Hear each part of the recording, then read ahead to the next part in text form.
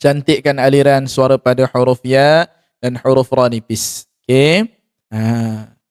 Dalam huruf isti'la ni biasa kita nak mudahkan kita panggil dua. Dia ada isti'la itbaq, dia ada isti'la infitah.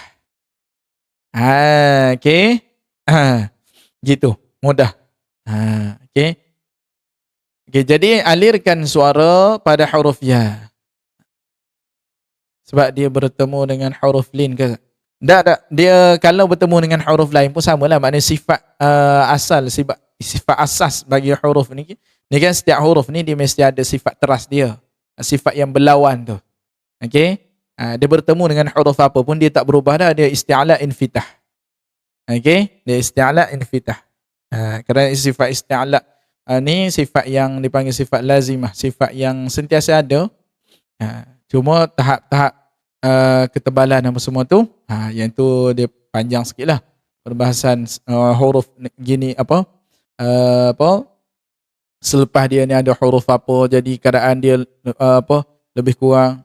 Jadi sekarang ni kita nak fokus pada kesalahan yang biasa berlaku huruf ra ini agak nipis.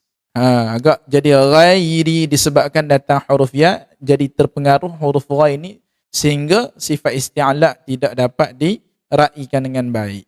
Okey? Jadi untuk mudah tuan-puan, ra ni tuan-puan sebut satu huruf bunyi ra, kekalkan. Masuk dalam ni pun tetap bunyi ra. Okey? Boleh? InsyaAllah.